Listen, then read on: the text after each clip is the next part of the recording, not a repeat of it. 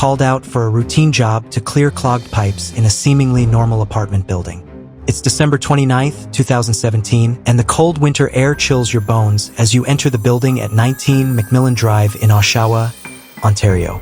You're ready to do your work and move on. But this time, nothing prepares you for what you will find. As you and your colleagues begin clearing the drains, you uncover something horrifying.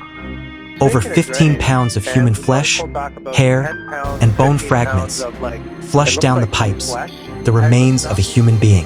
This gruesome discovery will unravel a shocking case involving two vulnerable young women, Candace Fitzpatrick and Rori Hache, whose lives ended in unspeakable tragedy. Their stories, separated by nearly a decade, come together in a disturbing tale of violence, addiction, and survival on the streets of Oshawa. This is the story of Candace and Rori, and the man responsible for their deaths, Adam Strong. Candace Fitzpatrick was just 19 when she vanished in 2008. Her disappearance would haunt her family for years, and the case itself remained cold, ignored by authorities and obscured by the harsh realities of addiction and homelessness. Candace was born and raised in Ontario, Canada, in a working-class family. From an early age, she faced immense challenges. After suffering a traumatic event in her teens, Candace turned to drugs as a way to cope.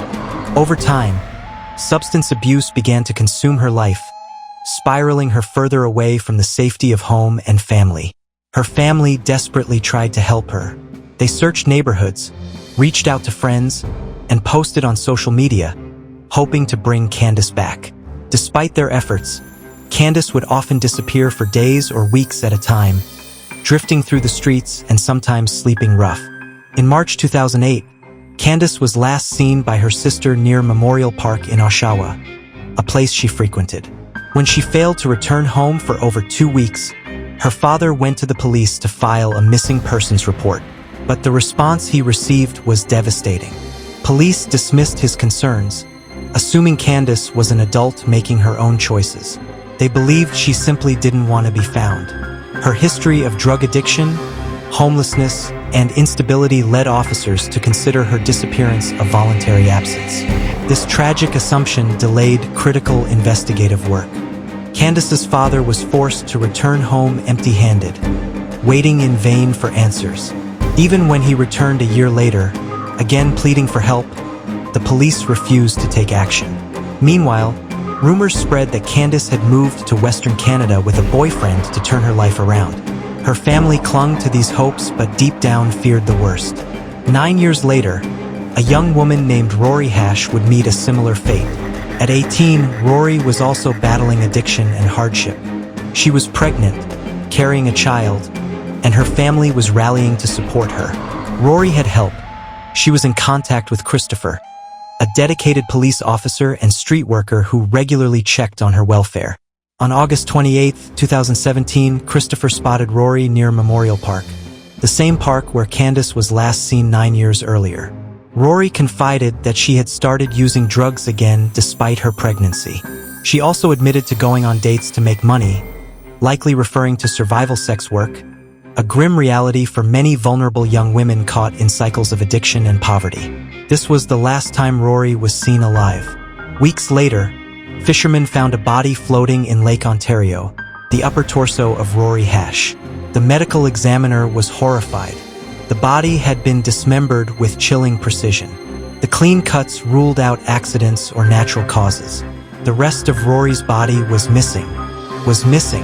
Meanwhile, on December 29, 2017, a routine plumbing call would break the case wide open. A group of plumbers arrived at 19 Macmillan Drive in Oshawa to clear clogged drains. The job seemed straightforward, something they dealt with regularly. But as they cleared the pipes, the plumbers pulled out over 15 pounds of what appeared to be human tissue: organs, flesh, bone fragments, and hair. One of the plumbers, an experienced hunter, was baffled. This wasn't animal remains. They collected the gruesome evidence in bags and immediately contacted the police.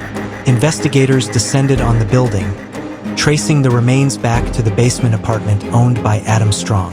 Adam Strong was a man no one suspected, a security guard, a tenant living quietly in the basement apartment of the building. But his sinister secret was exposed that day. When police confronted Adam, he confessed immediately.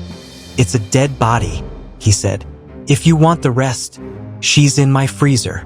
Inside, officers found Rori Hache's torso in a freezer in his bedroom.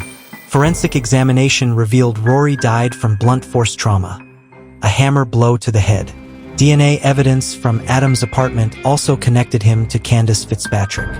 Though Candace's body hadn't been found, the evidence was strong enough to implicate Adam in her disappearance and presumed murder.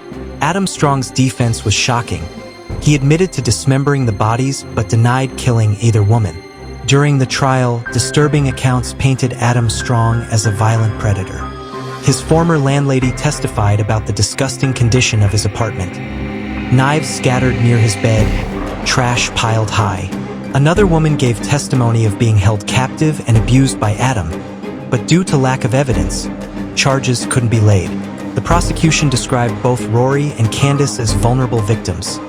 Homeless, addicted, struggling to survive. An eerie detail emerged when a photograph was discovered from September 2016. It showed Rori Hache visiting a film set in Oshawa. The movie It, based on Stephen King's novel, was filming locally. In the background was Adam Strong working as a security guard. Were Rori and Adam already acquainted a year before her disappearance? Or was this merely a terrifying coincidence?